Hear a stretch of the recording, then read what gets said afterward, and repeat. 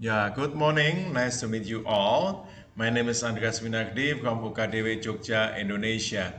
Today I'm going to talk about building collaboration among Asian countries, understanding cultural similarities and differences.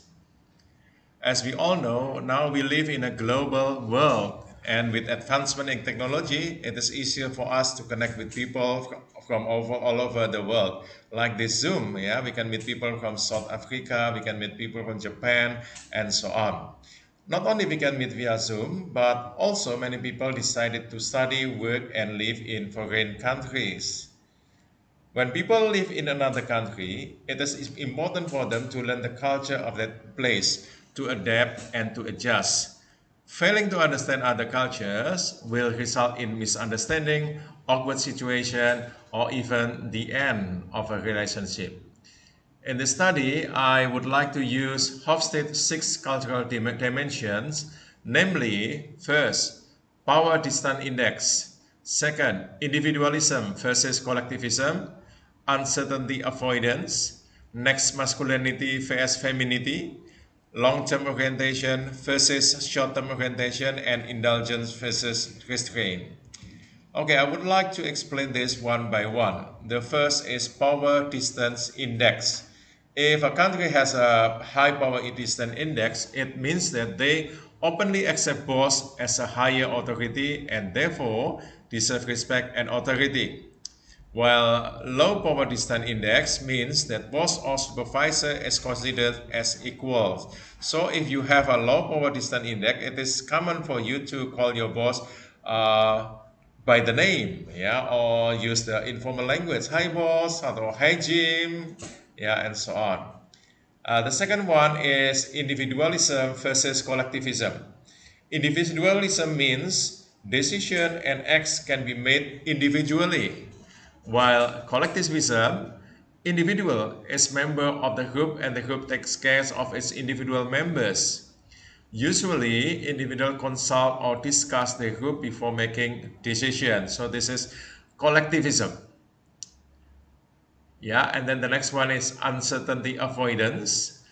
The high uncertainty avoidance means appreciate clear instruction, tend to avoid conflict or competition, while low uncertainty avoidance means people are more willing to take risks, yeah, or thinking outside the box is valued. So if you have a high uncertainty avoidance, you just follow the instruction like A, B, C, D, and then I will follow that, and then I tend to avoid conflict.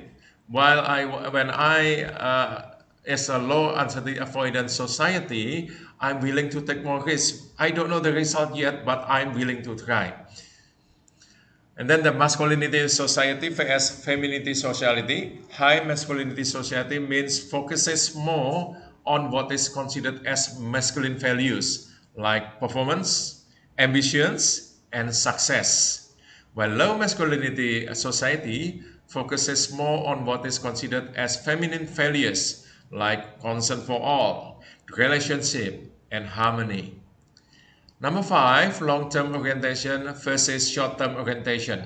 Long-term orientation means focuses on the distant future by delaying short-term success. So in Japan, for example, or in Indonesia, people work in a company for a long time, yeah, and then after that they get pension fund.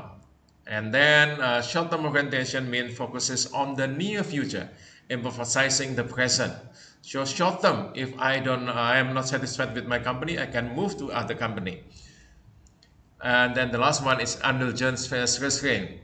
Indulgence means society allows relatively free gratification related to having fun in life, while restraint, society suppresses gratification and regulates it through social norm. So supposing I achieve something and I can have a party at the pub and invite my boss, my colleagues to have fun together.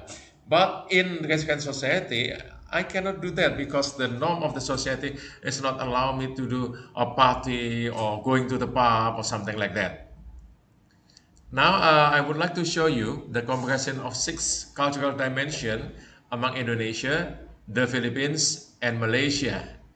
Indonesia PDI 78, the Philippines PDI 94, Malaysia, full score, PDI 100, yeah, power distance index. And then for individualism, Indonesia is 14, the Philippines 32, Malaysia 26.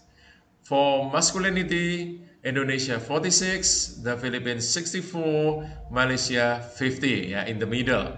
And then uncertainty avoidance score, Indonesia 48, the Philippines 44, and Malaysia 36. And then for long-term orientation, Indonesia 62, the Philippines 27, and Malaysia 41. While indulgence, Indonesia scored 38, the Philippines 42, Malaysia 57. Now let's talk a little bit about that.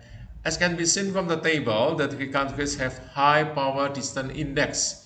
It means that the workers tend to consider the boss as the person of higher authority and not consider him or her as equal. In Indonesia, for example, it is uncommon for us to call the boss by the name. Yeah, we have to respect him or her, and then we have to talk using formal language. And then for the second one, in terms of collectivism, those countries are also similar in terms of collectivism. The people in Indonesia, the Philippines, and Malaysia tend to make decisions collectively. Yeah, tend to have a consensus. We tend to negotiate something. We tend to discuss something together as a team. And then in terms of masculinity, Indonesia has the lowest score, 46. Malaysia is in the middle, 50. And the Philippines is slightly high, 64. As an Indonesian, I observe that people in my country appreciate feminine values such as living in harmony, care for others, more than masculine values such as ambition, performance, success, and so on. Now I would like to discuss the result of Hofstede's research on uncertainty avoidance score. In my opinion, it is quite anomaly because those three countries got low score in uncertainty avoidance score. Yeah, okay. So based on my observation and experience, Indonesians tend to avoid risk and prefer to avoid competition. So it is a kind of unique findings. So based on the findings, Indonesia is considered as the society with long-term orientation, 62, while the Philippines and Malaysia are considered as the society with short-term orientation, 27 and 41. Lastly, Indonesia and the Philippines have low score in indulgence, 38 and 42, while Malaysia scores 57. Yeah, for the conclusion, the first step to build collaboration among Asian countries is to understand the cultural similarities and differences. Hofstede's framework may be one of the tools that can be used to get an initial knowledge about those issues. It should be noted, however, that whenever possible, we should check or confirm the data by interviewing the native people or by doing observation. So we can observe first whether the people have the power distance index, whether they call the boss by the name or not, or whether they consider the supervisor as equal.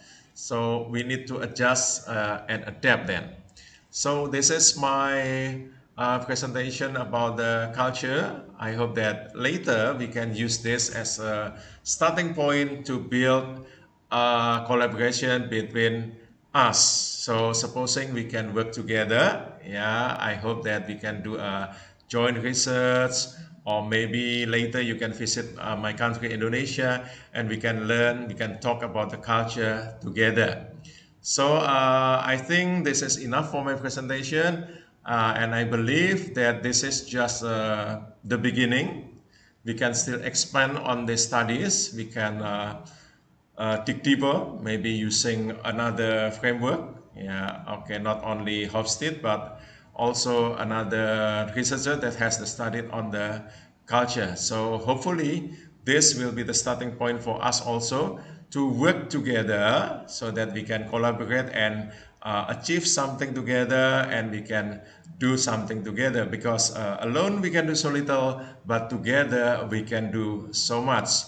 And if we work as a team, yeah, okay, the team stand for together, everyone achieve more. So hopefully this conference will be the starting point for us. Thank you very much.